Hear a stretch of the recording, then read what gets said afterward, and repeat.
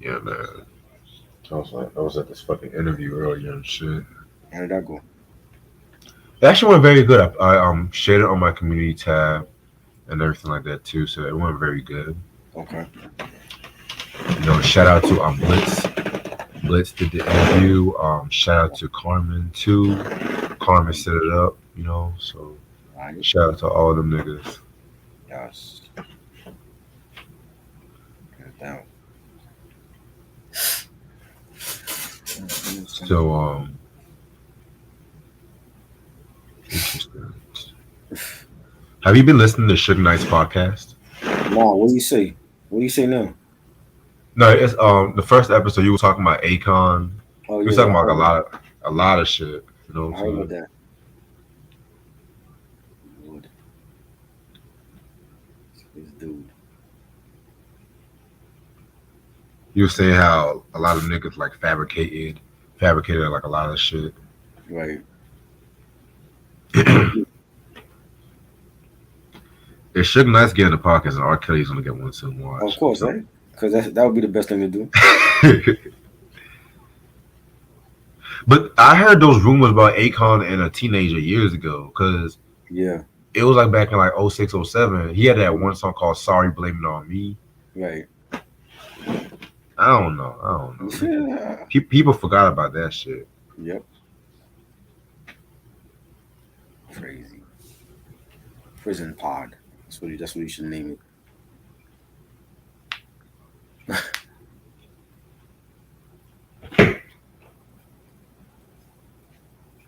It's crazy, yo.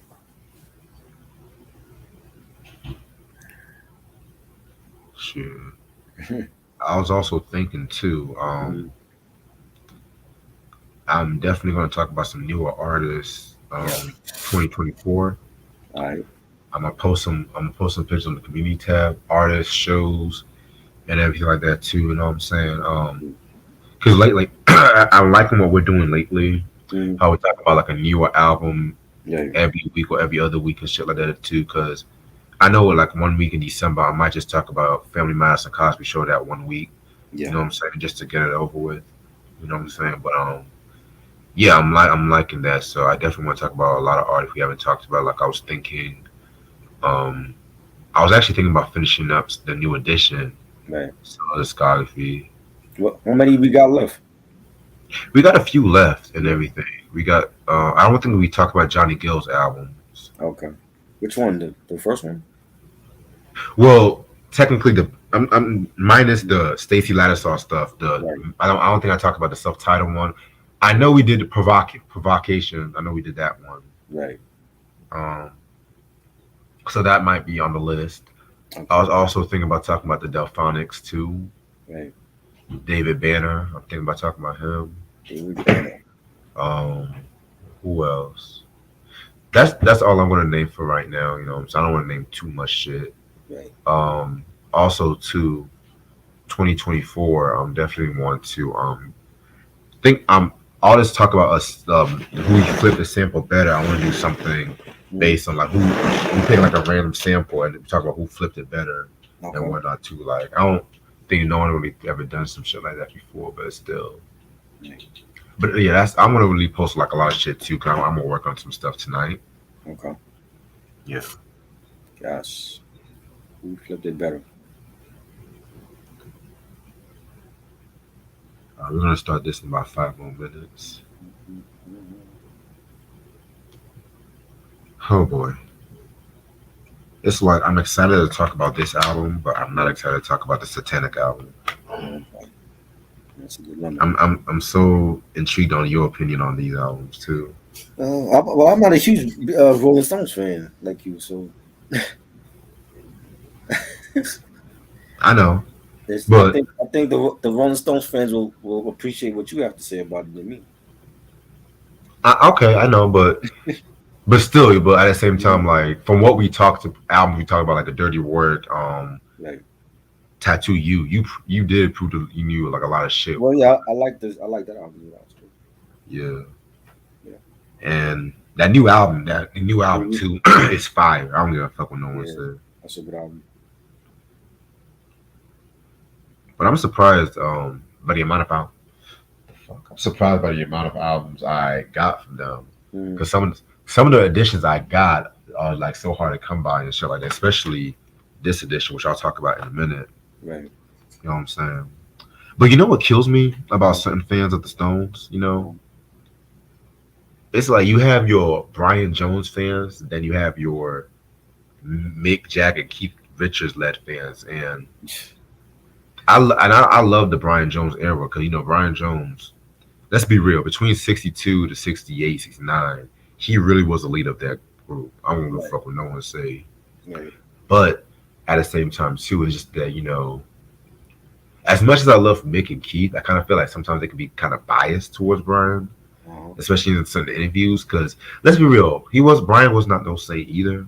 Right. And I'm going to talk more about that throughout the interview. I mean, throughout the review and shit, too. But all them niggas were on drugs. All them niggas were getting fucked up and coked out and shit. So, yeah.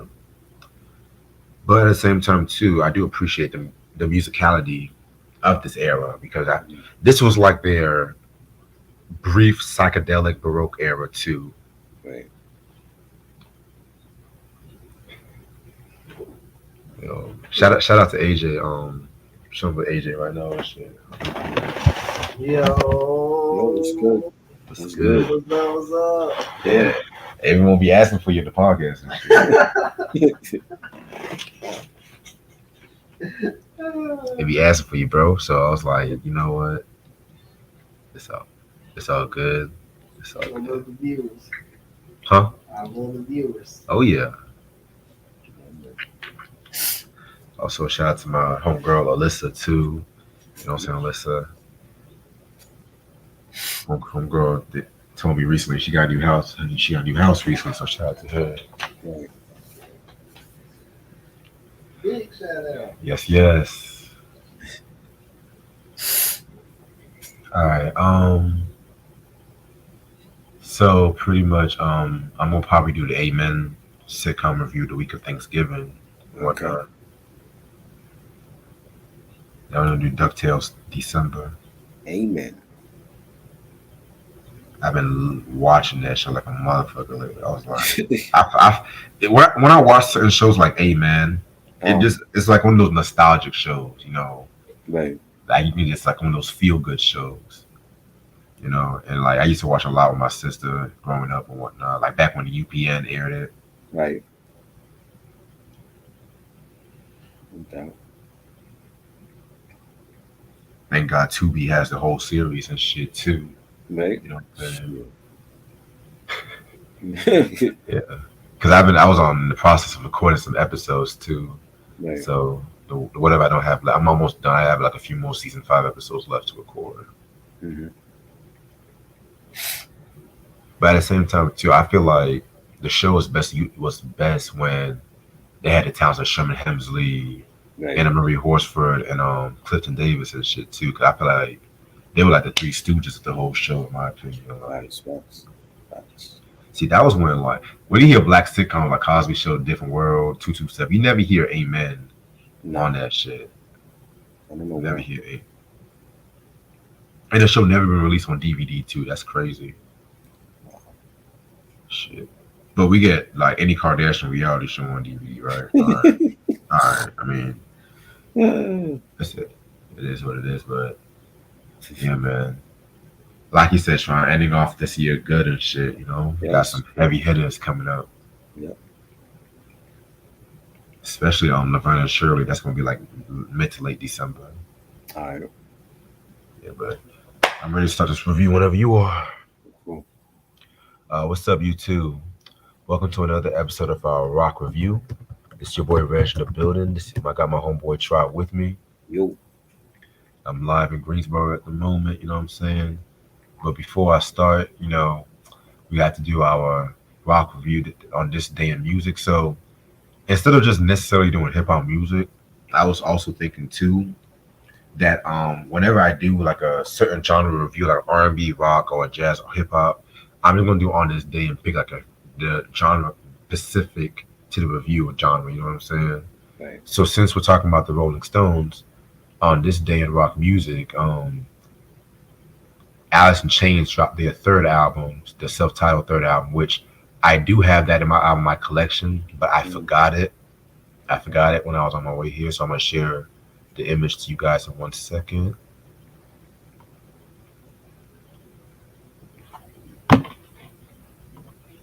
Cause StreamYard's a fucking bitch, so you gotta. Alright. So this is the album cover right here. Alice in Chains, you guys should know who they are. Lane Stately, Jerry Cantrell, Mike Enos, and Sean Keeney. You know what I'm saying? Rest in peace to Lane Stately. One of the best vocalists when it comes to rock music. I don't give a fuck, not just grunge, but rock music in general. But yeah, this album came out in 1995, November 7th. You know what I'm saying? This is the third studio album. This album came out 1 year after the EP Jar of Flies. You know what I'm saying? Which that was actually released in 1994. Which that was a very, very, very dope EP as well. Yeah. This album is very, very, very dark. I mean, all this shit's so dope. I feel like this might be the darkest album to date. It had like a very sluggish doom metal kind of feel to it, you know. And at this time too, there was like a lot of tension with the band as well. Len Stanley's drug usage was also getting haywire around this time too, and then they used to miss like a lot of tour rehearsals and like studio sessions and whatnot too.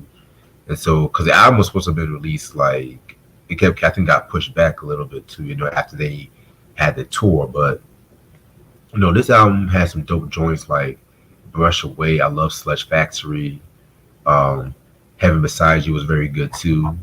You know what I'm saying? This might be actually my second favorite album from them. Right next to Dirt from 1992, which I feel like Dirt to me, that album is just a grunge masterpiece. You know what I'm saying? But yeah, man, very, very, very dope album. I have not done a review on this album yet, but I do have this album in my collection. So, one way or another, I will talk about this eventually. And yes, Q, thank you for mentioning that. C Knight from the Dub Shack LBC crew, he passed. I think they say either he passed away or he's in life support. You know what I'm saying? So keep your head up. His family, keep your head up and whatnot too. So, all right. So besides the point, today we are going to talk about the Rolling Stones. We're going to talk about their fifth British album and their seventh American studio album, Between the Buttons. And we also want to talk about the Satanic Majestic Request. Both albums came out in 1967. Of course, since this album came first, we're going to talk about this record first. The Rolling Stones, this lineup, you have Mick Jagger, Keith Richards, Brian Jones, Charlie Watts, and Bill Wyman. You know what I'm saying? You also have Ian Stewart and Jack Nitzsche on piano, organ, harpsichord, and whatnot too. This album really only came out with technically two singles, which is Ruby Tuesday and Let's Spend the Night Together. Right. This was produced by their producer Andrew Loong Oldham, you know what I'm saying, who was like one of the best, who was like pretty much like their main producer during the earlier period. So, when it comes to the Stones, you guys should know on this channel, I talked about Beggar's Banquet, Let It Bleed, Sticky Fingers, Exile on Main Street, Ghost Head Soup. I think we did Some Girls. Did we do Some Girls Together or not? I can't remember. No, we didn't do Some Girls Together. Some Girls.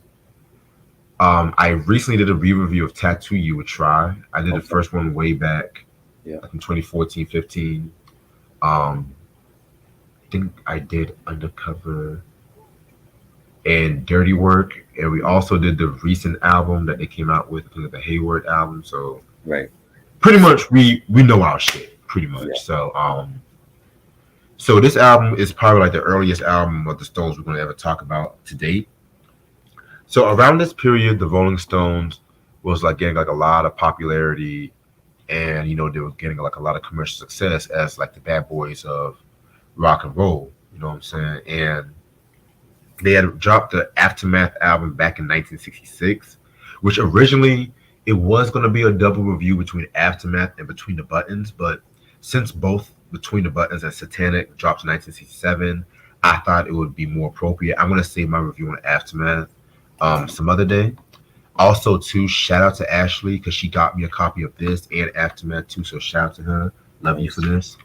Um, so with that being said, yeah, so they would just drop the Aftermath album, 1966. That had songs like Painted Black, Lady Jane.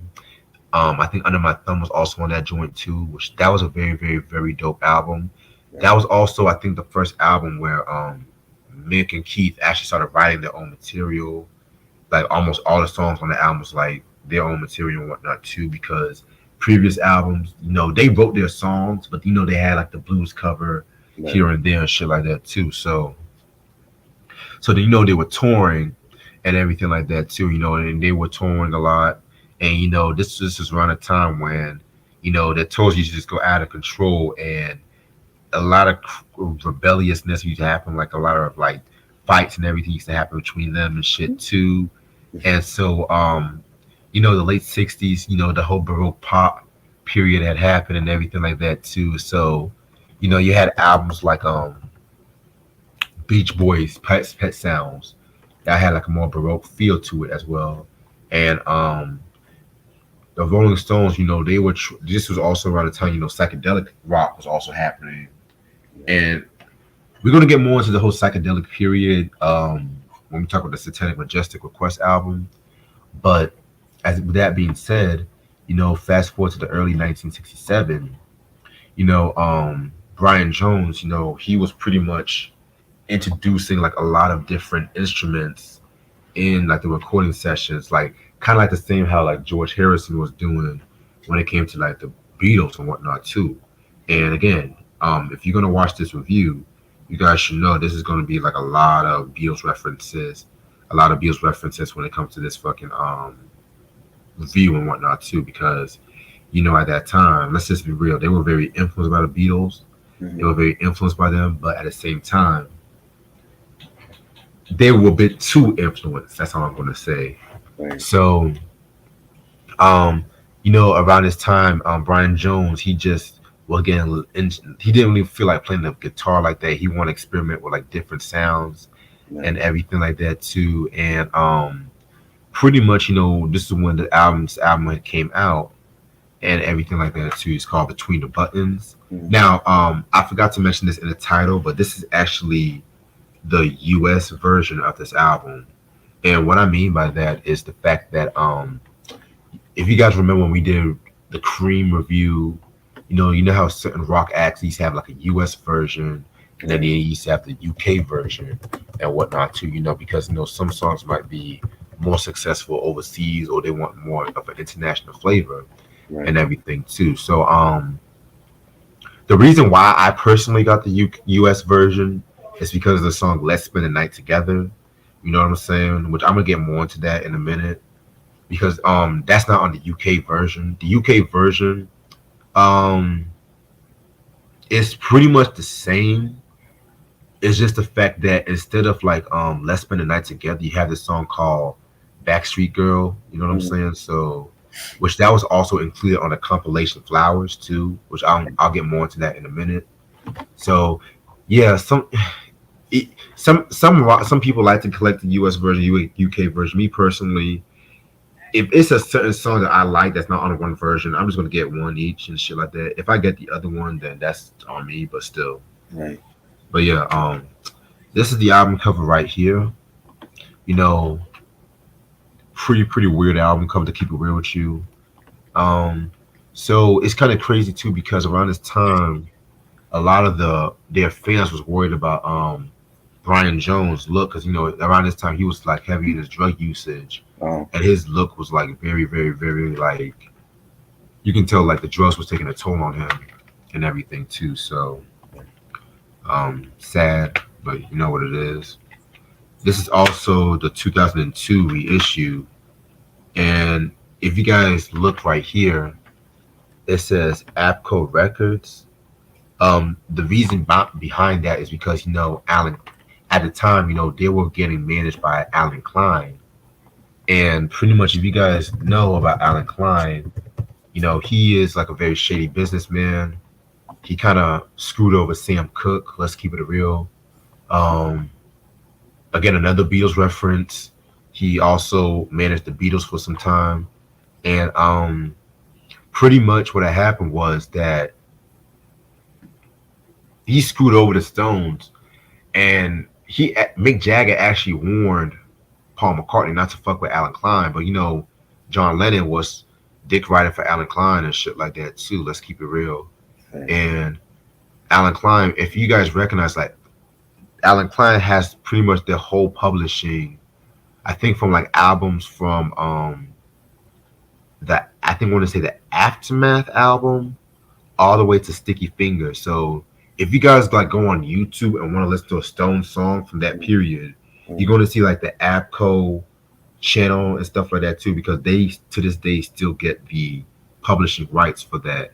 Everything from like Sticky Fingers on, I mean from Exile on Main Street onward, I think the Stones get their publishing for that too. But that's just a little rock and roll trivia right there too. Mike, what's good? This is the CD right here.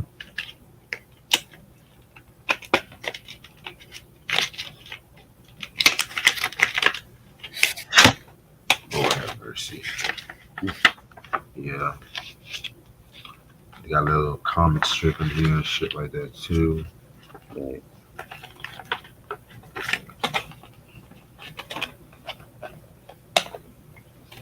Alright. So without further ado, pretty much this album has about 12 songs. Let's get started with Let's Spend the Night Together. One of my all-time favorite Rolling Stones songs of all time. This one was a very controversial song when it came out. You know what I'm saying? And already from the get-go, you guys should know what they're talking about.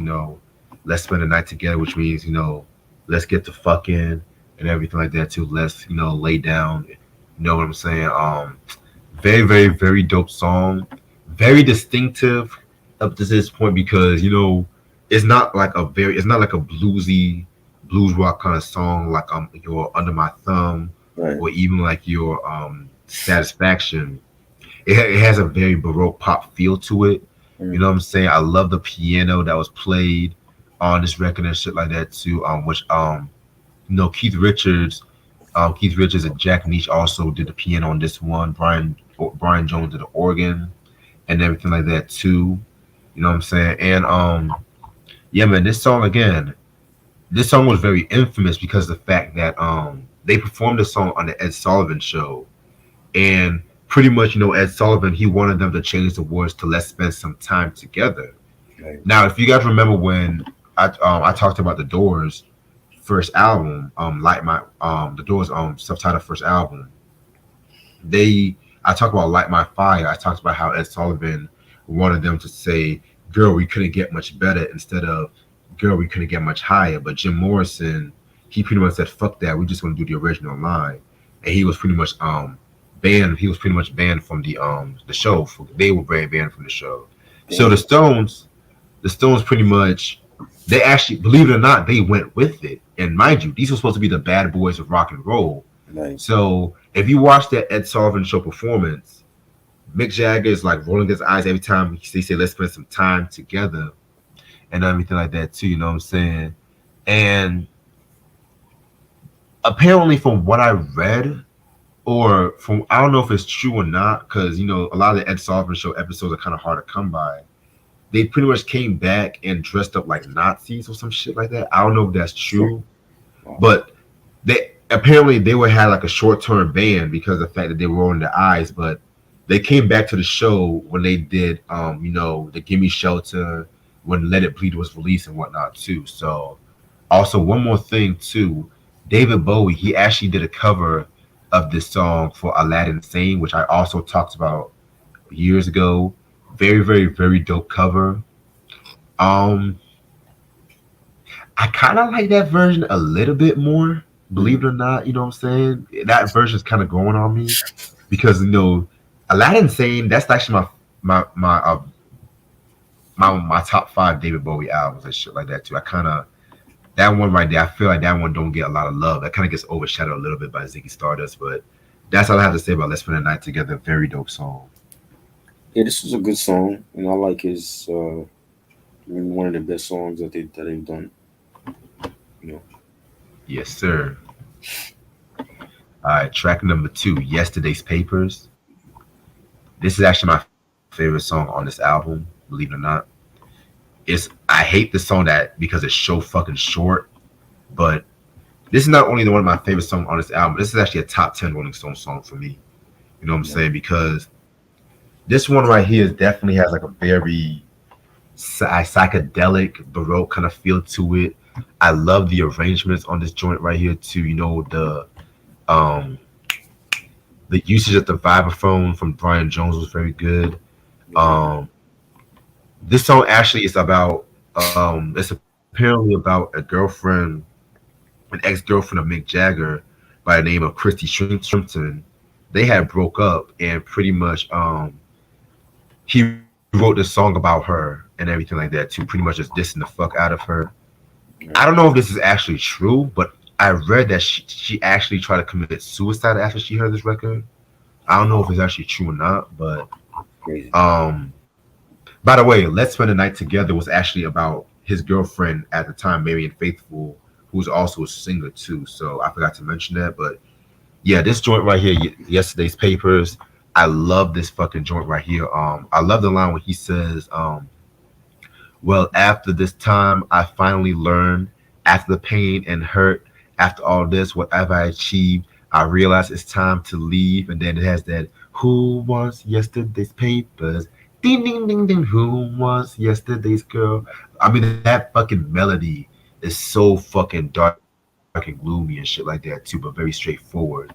I wish it was at least 3 minutes long. That's why I wish, though, but to each his own. Love this record. My favorite on this album. It was cool. Liked it.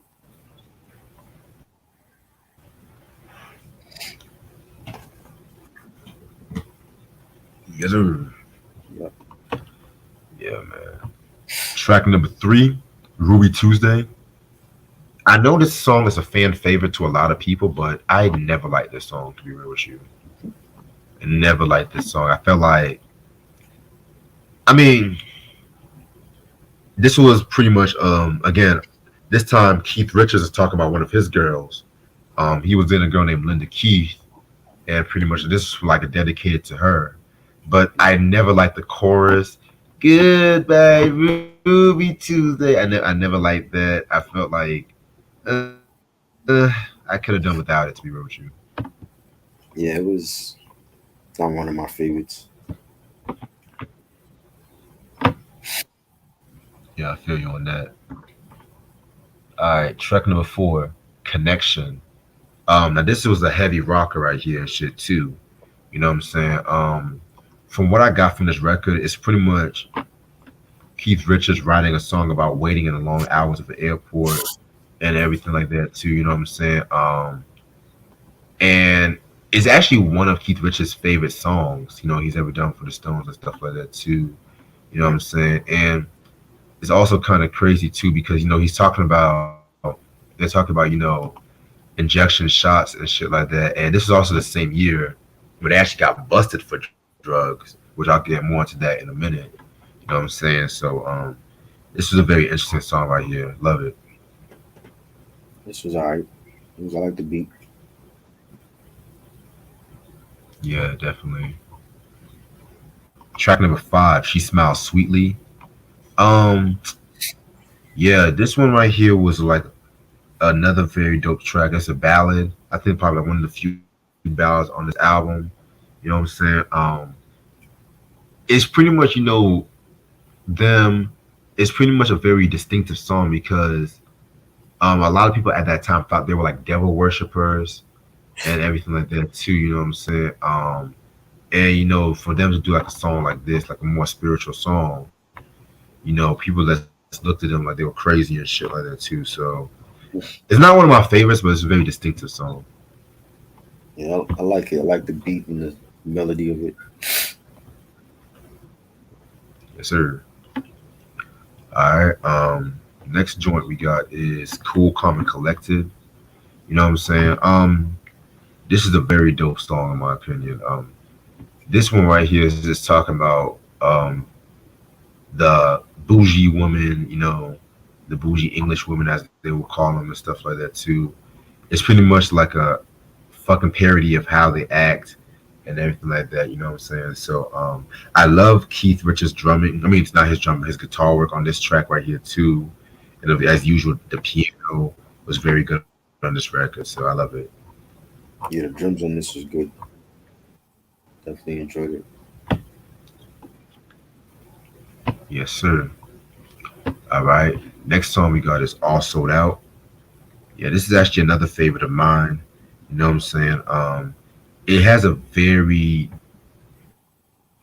it has like a very vintage sound, that vintage bluesy sound, but at the same time, it has like a very proto Britpop kind of sound to it too. You know what I'm saying? It's a definitely nice song. I love Charlie Watts' drumming on this record right here. I feel like the drumming was what really stood out to me. Yeah, the drumming was good on this. I like the drumming and the bass line. Yeah, definitely, definitely. All right, so after All Sold Out, we got fucking Please Go Home. No, no, no. Ooh, that's the wrong one. Oh yeah, after All Sold Out is My Obsession. Love this record. You know what I'm saying? Very, very, very great piano on this track. This is probably the best usage of the piano on this album and stuff like that too. A very like bluesy, baroque pop, psychedelic kind of feel to it. You know what I'm saying? Apparently this is actually Brian Wilson from the Beach Boys, his favorite song from the band that they've ever done. You know what I'm saying? Yeah, this one right here is very. I can kind of see why he said that because when I heard this track, it definitely had like a very surfer rock-ish kind of fight feel, especially Yeah, when it hits that chorus like "My obsessions are your possession. Are you smiling on?" You get to that bridge, that "Ooh, baby." yeah. Like it's a very, very fun song. Probably the most bluesiest song on this album and shit like that too. Next to Yesterday's Paper, this is actually a favorite of mine. This was good. It's a real catchy tune. I like it. Definitely. Yeah, man. This should have also been a single. I don't know what they were thinking when they didn't drop this as a single, but they want to Right. drop Ruby too, right? Okay. Alright, track number 9, Who's Been Sleeping Here? Now this was another very, very cool song. You can tell that they were influenced by like Bob Dylan. Like Brian Jones was influenced by Bob Dylan with this track right here too. And I definitely feel like it was probably one of his best moments on this album as well. You know what I'm saying? And this is this is pretty much another misogynistic kind of song. You know,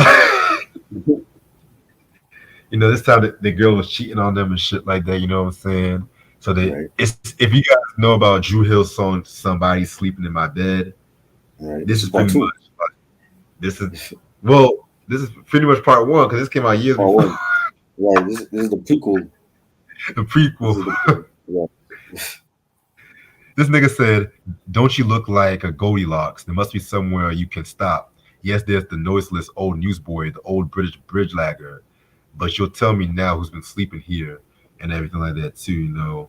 And the Stones always had those songs where it's like a lot of people might kind of deem them misogynistic. Like, they had songs like, Brown Sugar, Hmm. which they would talk about fucking slave women. And you had, of course, Some Girls, you know what I'm saying, too. Star Star from Goldhead Soup. So yeah, they had their songs, but this album was more misogynistic than I remembered and Hmm. whatnot too. But we'll talk about that in a minute though. But yeah, this is a dope song. Yeah, it was good. I like the beat for this. You know. Right. Alright. Next song is Complicated. Now this one was probably the most Phil Spector song on this album. Like you can tell it had a very Wallace sound to it. kind of feel to it. You know what I'm saying? Love this record. You know what I'm saying? I felt like it was pretty solid. I love the experimental rhythm of this one. You know what I'm saying? So yeah, this was cool. Yeah, this is cool. This is alright song. Like, he was also talking about a groupie, but this is actually one of the more positive songs on this album and shit. Right. Interesting. That's what the Stones, man. You gotta love them. Um, Next song is Miss Amanda Jones. This time you actually have Keith Richards singing on the chorus and whatnot too. You know what I'm saying? This one was pretty okay. It had a very circus melody to it. You know what I'm saying? It was alright. Yeah. This is a nice song. I enjoyed it. Right. And the last song is Something Happened to Me Yesterday. Um, what did I say about this record? What did I say about this record? Yeah, this one again. Pretty cool track. You know what I'm saying? Um, this was actually based on an LSD trip that Mick and Keith had apparently. You know what I'm saying? And pretty much both of them were sharing vocal duties on this one as well too. Um, it's actually the first release song to feature Keith on a separate lead vocal and everything. And then I love the usage of the saxophone and the trombone on this one. Not really one of my favorites though, but this experimentation is like a prelude to what's to come in the next album. Stay tuned on that. Right. Yeah, it's cool. It was a cool track. Definitely. Overall, this is a very great album in my opinion. You know what I'm saying? I call this album a classic. This is definitely their Baroque period album. I kind of call this like their most British album to date because you can really feel like the 1960s UK with this album as well too. Mm-hmm. I personally recommend the US version because the sequencing is much more better. Of course, they have Let's Spend the Night Together. You can't go wrong with that one. You know what I'm Right. saying too. Um, Again, this period, like the aftermath to Satanic period, was what I call like their neo psychedelic Baroque period, and I feel like Right. this is the best album coming from that period. I used Right. to say the aftermath, but after we listened to this one, yeah, this is a five mic masterpiece for me. It's a good album. It was cool. Like some songs on here. You know. Yes, sir. Now let's get to this bullshit. Okay. Well, how much would you rank it? I give it a 4. Okay, that's not bad. Oh boy. Oh god. Bro, just look at this album cover. Just look at this album cover right here. Like, look at this album cover. Let's get this one. Let's get this one over with. So, their Satanic Majesty's Request. Oh my Jesus Christ. This album came out December December 8th, 1967. On Decca, which was the US UK distribution, but on London Records, which is the US distribution. Um, it is their first album to be released in identical versions in both countries.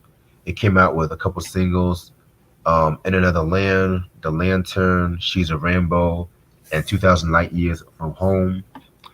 This is actually produced by the Rolling Stones themselves because originally it was supposed to have been produced by the longtime producer Andrew Long Oldham, but he had fell out with the band at this time. You know what I'm saying? Which that was the first strike.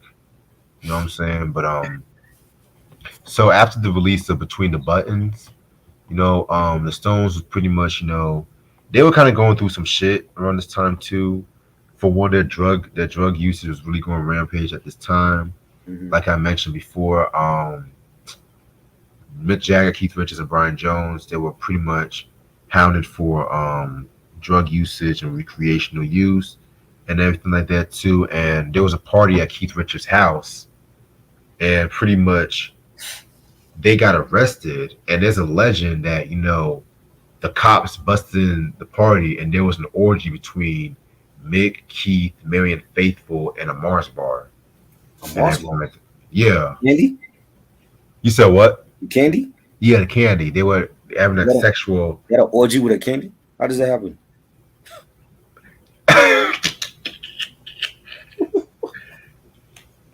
I don't know, man. I don't know, but it was a sexual act that was going on, and so they were in jail for a couple of days. What? It, yeah, Where was this at again? Overseas? like in London, yeah, in the So, UK. so if you use a candy bar in a sexual way, so it's a crime. No, well, they had drugs. They had drugs in the possession. They were Oh arrested for drugs too. So, wow, because they had one of their lost weekends. And, if you have like a lost weekend, you get fucking high, you party all weekend and shit like that too. that's You know crazy. what I'm saying? And so this was like one of the main reasons why your producer Andrew Long Odom left the group, because of the fact that he quickly went to America. He didn't want to get associated with that drug shit. He was like, nah, y'all niggas on your own. He was like, y'all niggas on your own with this shit, boy. I ain't trying to get down with y'all motherfuckers.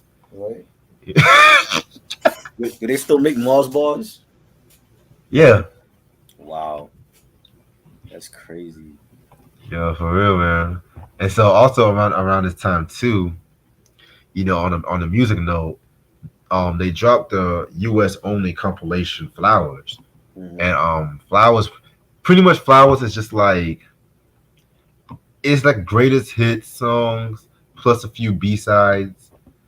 I'm gonna be real with you, if you guys love the period that they've done, like Aftermath and Between the Buttons, that's the perfect period for you, because you have some like unreleased shit. Like they did a cover of the Temptations, My Girl too on that one. My You know what I'm God. saying?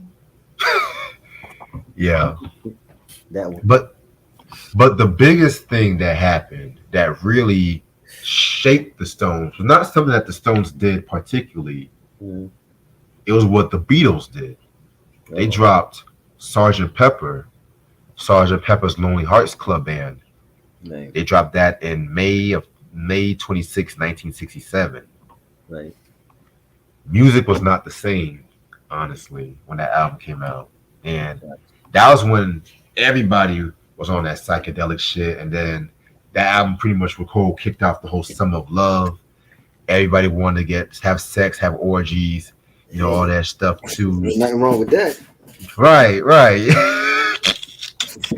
So, the Stones pretty much were at a crossroads, because they pretty much was already flirting and tiptoeing with the psychedelics and the Baroque period. So why not just go full out psychedelic with this album Right. and everything? This time they were going to be more psychedelic than the Beatles all put down together. Because honestly, all them British groups that came out like between 63 and 67, when the Beatles came out with Sgt. Pepper, everybody wanted to do psychedelic music and shit like that too. You know what I'm saying? Like the Who flirted a bit with the Who Sell Out.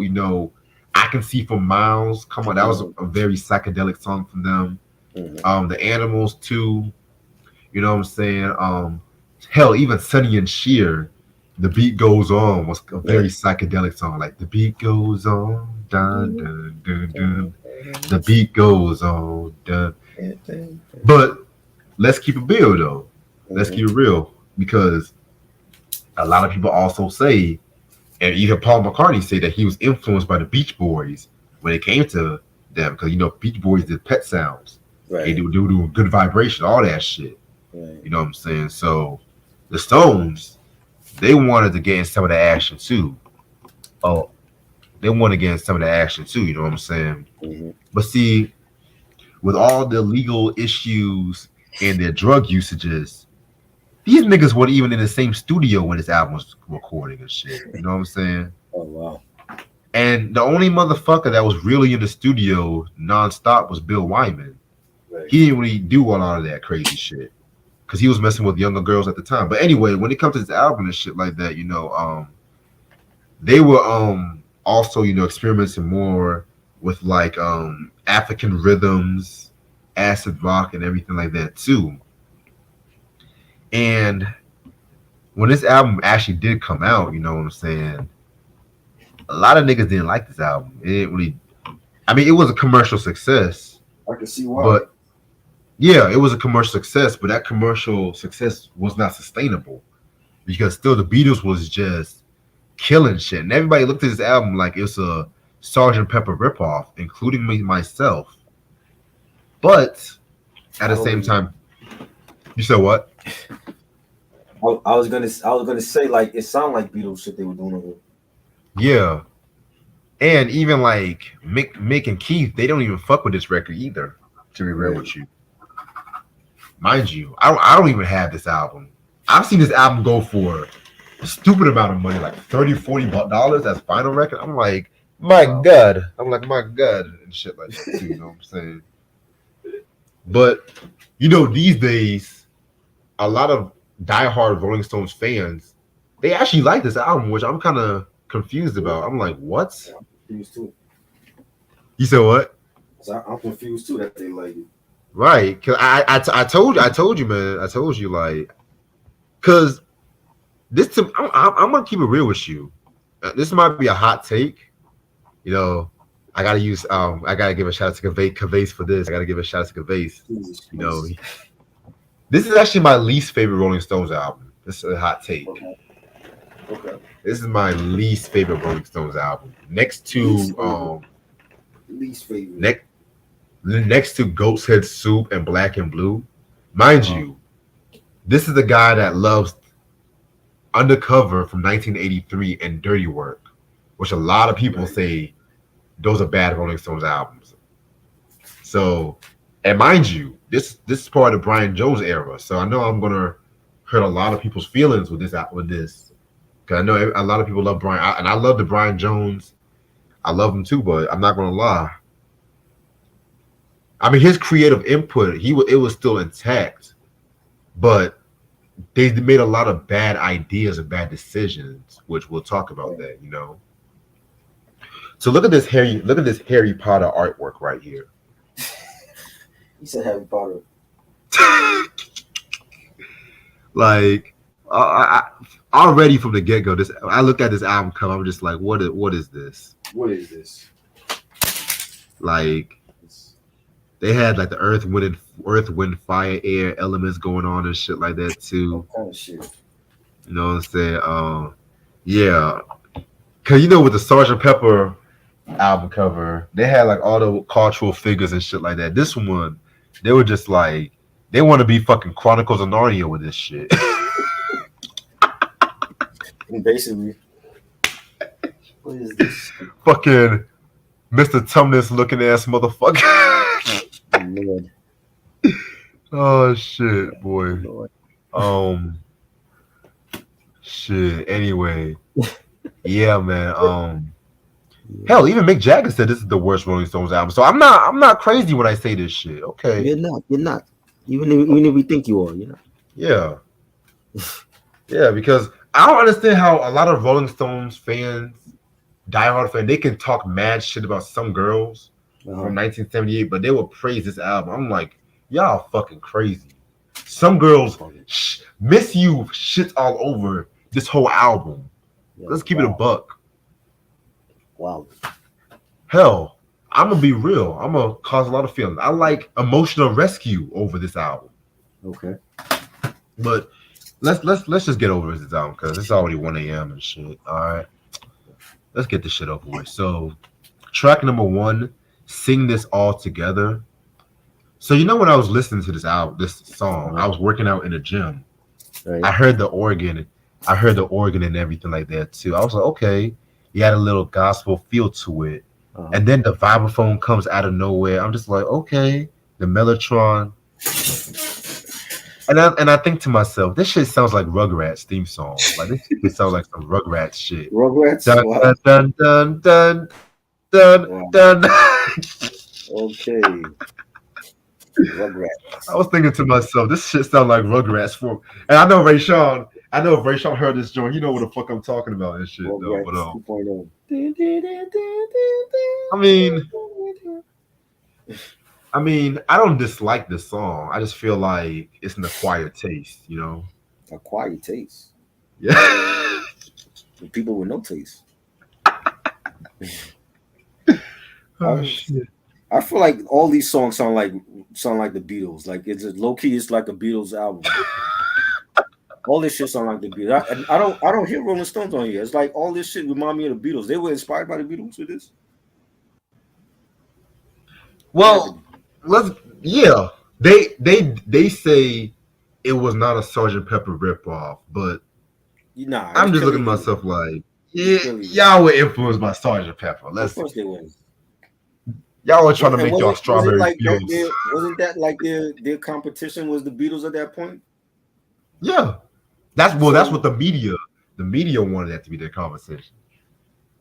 just listening to this album, it sounded like the beat. I have to look at it again. I'm like, is this the Rolling Stones or the Beatles?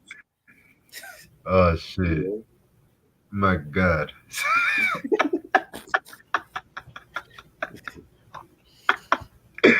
Oh Lord have mercy. All right, next track is called Citato.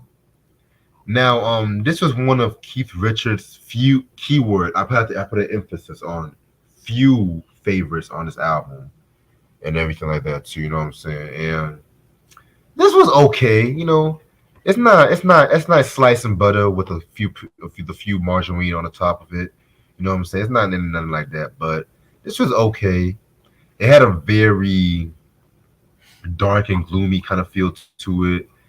What I got from this song, it's like a look into their lives of like what they go through on a daily basis, which I can accept it, but yeah, Mm-hmm. that's all right. Yeah, I didn't like it. Didn't like it. Understandable. All right. Next track is called "In Another Land."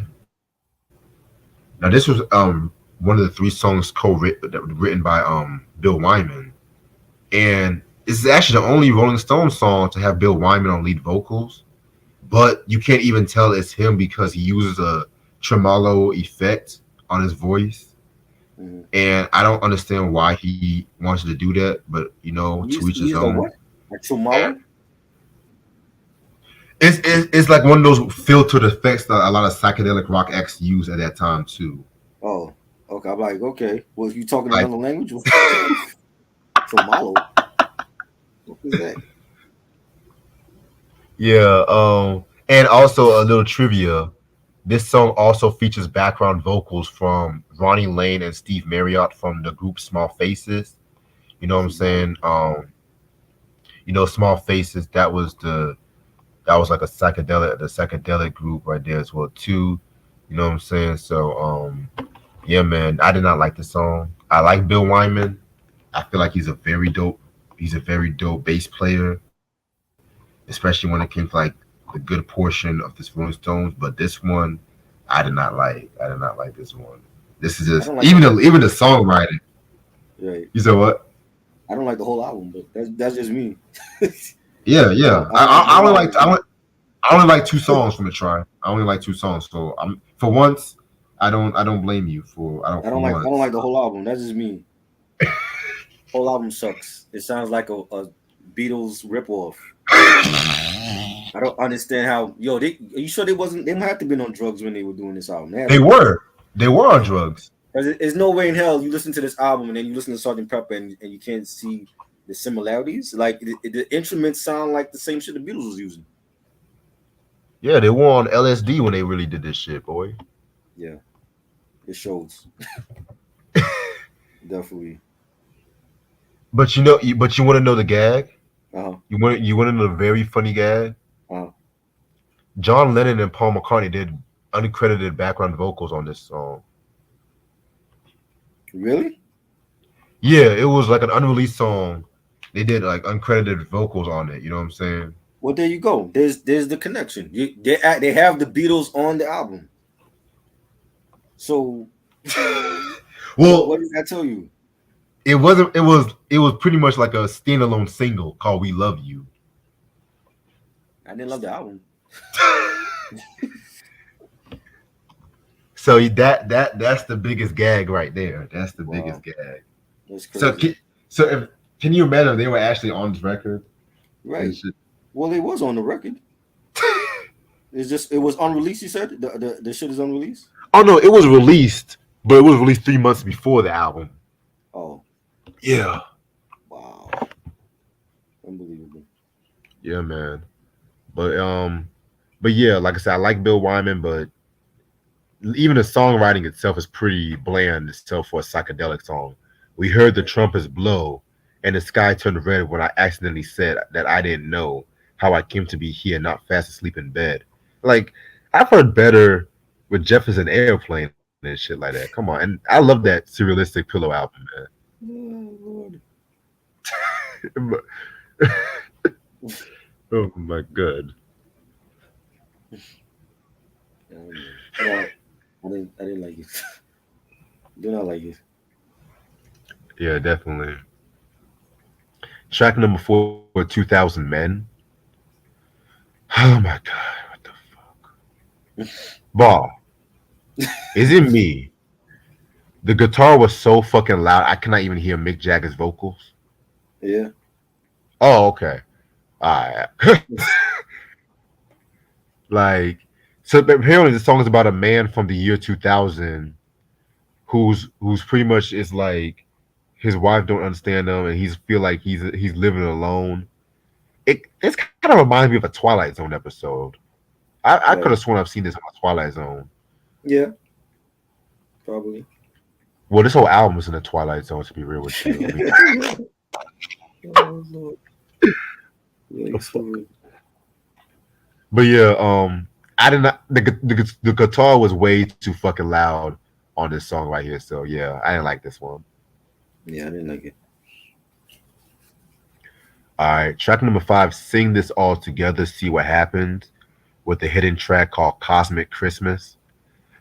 Now this was a very weird song. It's like an 8 minute song. Well, Mm, it's technically a 7 minute song with a hidden track. You know what I'm saying? The instrumentation is like a very psychedelic jam and everything that also featured John and Paul apparently, but then again they're not credited. like, You know what I'm saying? So it's in the quiet taste. I like the instrumentation, believe it or not, but yeah, it's in the quiet taste. yeah, I don't care for it. Track number 6, She's a Rainbow. Now, this is actually one of my two favorites off this album, and guess who's also on this song? It has Who's another that? connection to another rock group, but Who? John Who? Paul Jones of Led Zeppelin. Oh wow. But this was before Led Zeppelin formed. Because back in the Right. day, John Paul Jones was just a studio musician, Right. and he did the strings on this song too. And yeah, this is actually a very dope track right here. This is actually my favorite song on this album, believe it or not. And I've heard this song on a commercial. I've heard this song on a commercial and shit like that. But all these Wow. years, I never knew it was the Stones that did this song. You know what I'm saying? I thought it was like fucking animals or like one of those No, like it's late '60s power pop tracks and shit like that too. You know right. what I'm saying? But you know what's crazy though? From what I looked up, they said that John Lennon he didn't really care for this song because he felt like they were trying to copy the song "All You Need Is Love." You know what I'm Right. saying? Which honestly, after you listening to it, this song, I'm like, you know what? I can see where he's coming from. You know Uh, what I'm saying? But yeah, this one right here, this is actually one of the better tracks from this album. no, I didn't. I didn't care for it. No. Yeah.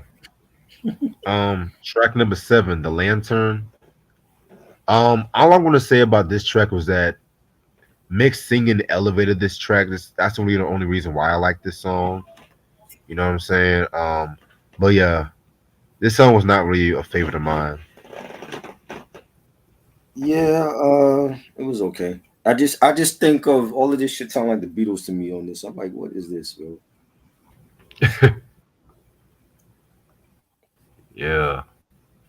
And then mind you, the Beatles weren't on this album too. That's the gag. Right. Right. Next track, Gomper. I didn't like this one. Nah. Not for me. Way too long. Way too long too. Way too long. All right. Next song is 2000 Light Years from Home. Now this is actually another favorite track of mine.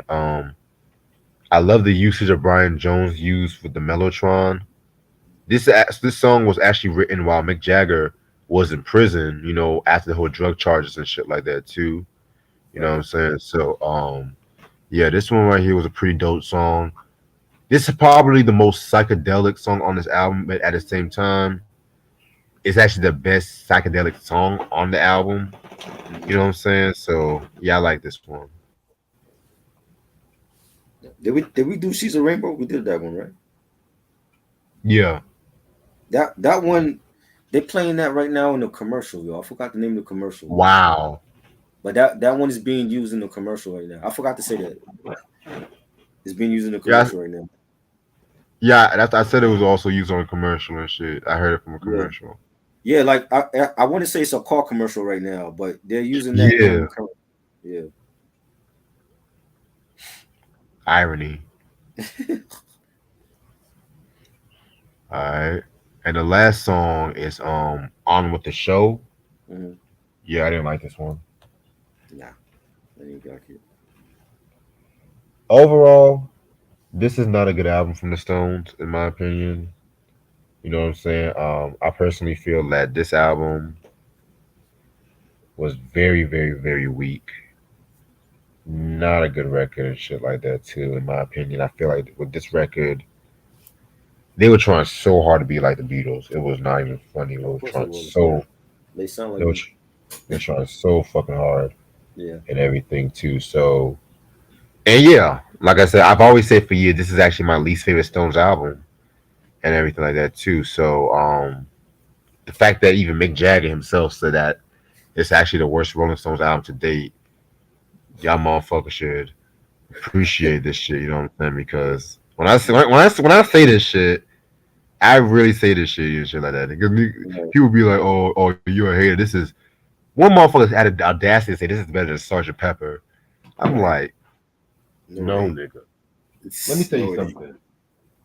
I may not be the biggest Sergeant Pepper fan and everything like that too, because I'm more of a Revolver, Abbey Road. I mean, I love Sergeant Pepper, but I'm not like a diehard Mhm. fan of it. I appreciate the musicality, and even for 1967, I do say that's actually the best rock album of '67, next to the Doors' self-titled album. Like '67 Right. was such a great year for rock music. Hmm. Oh, and Jimi Hendrix, All You Experience. How could I forget about that one? Right. Right. Actually, not scratch that. Scratch that. All You Experience, number one. Then Sergeant Pepper. Then the Doors. Yeah. 'Cause I can't go nothing. I can't go over Jimmy though. Jimmy, that nigga though. But but yeah, man. It's just that because if they would have just dropped Between the Buttons and then they would have just done Vegas Banquet, that would have been like such a transitional, easy transition. But Right. this was like a fork on the road. Again, Andrew Oldham, he left the group around this time too. But then, after this album came out, they got their shit together. And between 68 to 72, they were literally on fire. They had Vegas Banquet, Let It Bleed, Hmm. Sticky Fingers, Exile on Main Street. I'm even going to even say Get Your Yayas Out, the live album, because that that one again, that was a very dope live album too. Once they hooked up with Jimmy Miller, it was a rap and shit like that too. But unfortunately, Brian Jones, input on the band fell through really after this album and everything Right. like that too. You know what I'm saying? Which I've done reviews on those albums from '68 to '72 on my channel. So if you guys want to watch that, you can. You know what I'm saying? So, and I think this album got re-released, if I'm not mistaken, too. So those albums are still in print. So yeah, that's Satanic Majestic's Request. Would I recommend that album? Um, I'm gonna be real with you. I'm gonna recommend that album Mm. just because, again, if you guys want to see why experimentation can go bad, listen to that record. You know what I'm saying? So yeah, I'm gonna give that album 2 mics. Not a good record. I don't like it at all. It's a Beatles ripoff. Yeah, Yeah, it's not a good album. I don't care for it. definitely. No mics for Yeah, no mics indeed. it. All right, so I'm gonna end off the video right here. I got a few announcements I'm gonna make. So apparently tomorrow or today, I did plan on doing Prince Paul's or Prince Among Thieves. I'm gonna talk to Ant. I'm gonna see if he's still down for that review. Is he back from Cali? I don't know. Yeah, he said he's gonna be back around this time, but I'm gonna double check with him. Right.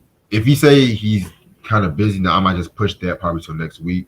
You know what I'm saying? Because I know if that's the case, I might just have a free day for tomorrow. Yeah. But November 9th, which is gonna be on Thursday at 8 p.m.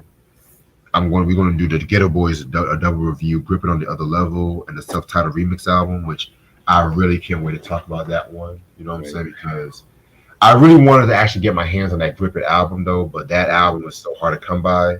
And even the remix album too is going high on price too. Right. You know what I'm saying? So yeah, that's gonna be a very dope review we're gonna do. Also to shout out to K100, shout out to my boy Blitz for that dope review. That dope interview and stuff like that too. You know what I'm saying? One more thing too. So I'm gonna have to work at my job late night shift Sunday. So the salt and pepper review is gonna be sometime in the early evening and shit like that. So cause I have to get some rest for it. Maybe like 6 o'clock the latest. That's cool. You know what I'm saying? So I'm gonna get the schedule done by Thursday to Friday. I have to work on a few things tonight too. Which one we doing? The song. Which one we doing for that? We're gonna start off with Hot, Cool, and Vicious. Okay. And then Yeah, we're doing all their albums or just all the albums and the Herbie album. I'm gonna text you that shit tonight too. okay. Yes, sir. But without further ado, thank y'all so much for watching this review. You know what I'm saying? I actually had like a lot of fun talking about this record too because I really love this record. Like I said before, the Satantic album, it's crap. Yeah, like Troy mentioned. Yeah, man. Damn, I have a lot more Stones albums. I think at some point I'm gonna probably take a good break from the Stones albums and get more into like the solo work of Keith Richards and Mick Jagger. Right. But I'm not gonna do that just yet. I might just wait a good minute before I get into that because I might just do a double review on their first solo debuts. And yeah, I'm gonna do that, but not right now and shit like that. Because also one more thing too. Next week we're also gonna give our thoughts on the Power Tommy 4 season. You know what I'm saying? The finale is actually good. It's good. Who's gonna die? Yeah, whose Christmas is gonna get canceled and shit. I think Vic is dying. Vic is just in the suicide. He just wants to be with Gloria. Yes, I think Vic is dying for sure. Yeah, man. Yeah, man. I don't know. I don't know, but Jukebox 2.0, Jannard's girlfriend, man. I don't know about her. Right. She a problem. Yep. She abusing Jannard and shit like that. Jannard just trying to stay clean. Right. Jannard just wanted to keep the good ass close to him. He ain't trying to offend him. Jukebox 2.0. Yeah, man. I feel like Stacy's white husband is gonna die. Yeah, I think I thought she was gonna get killed off though. Oh no, she a problem too. She gonna be a problem. I feel like a theory is she's gonna meet Rosie Perez or some shit like that. Rosie Perez one from the main Power series. The one who always talks like this. Yes. I know you talking about. Yeah. She look like Rosie Perez too. Hell no, Rosie Perez looks. I mean, she cute, but Rosie Perez looks mad fine. Yeah. Hell no. But yeah, I'm gonna text Ant tonight. I'm gonna see what he wants to do with shit like that too. You know what I'm saying? Because I know that Prince Paul album, that's gonna be a very interesting review, and I really want to get that shit right, though. You know what I'm saying? Right.